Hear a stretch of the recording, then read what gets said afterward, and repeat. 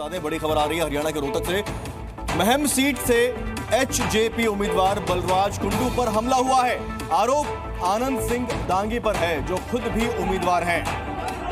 महम की तस्वीर आप देख रहे हैं। अफरा तफरी मची हुई है, जहां पर एचजेपी के उम्मीदवार के ऊपर हमले की खबर सामने आ रही है और जिस पर आरोप लगा है वो खुद भी एक उम्मीदवार ही है।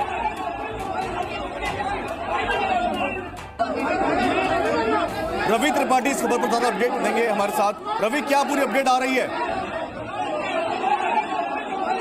देखिए, महम में एचजेपी बलराज के कैंडिडेट बलराज कुंडू पर हमले की खबर आ रही है और इस पोलिंग बूथ पर ये तस्वीर देखिए, दीपेंद्र हुड्डा देखिए तस्वीर दिखाना चाहेंगे। वोट डाल के हुड्डा परिवार निकला है। भूपेंद्र हुड्डा आपको कैमरे के इसमें दिखाई देंगे और दीपेंद्र हुड्डा, और दोनों लोग वोट डाल के निकले हैं। हालांकि यहाँ बयान नहीं दे सकते हैं, शायद पुलिस उनको अलाउ नहीं करेगी, लेकिन हो सकता है कि यही बात करें, क्योंकि कैमरे बहुत हैं। मीडिया के तमाम हमारे साथी यहाँ मौजूद हैं और चाहते हैं कि उनका बयान मिले, उनका बयान इस पर सही खट्टर के बयान पर, बीजेपी के आरोप पर, मुख्यमंत्री कैंडिडेट को लेकर तमाम सारे सवाल मीडिया के पास हैं। अब भूपेंद्र सिंह हुड्डा इन सवालों का जवाब किस तरह से देते हैं और क्या मानते हैं वो, चूंकि चुनाव वोट डाल के आ चुके हैं। देखिए, वोट डालने के बाद मुझे लगता है कि वो तस्वीर उनको दिखानी चाहिए, अपनी उंगली स्याह वाली।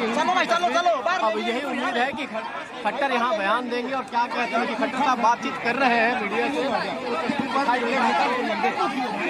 तू काम करा दे हमें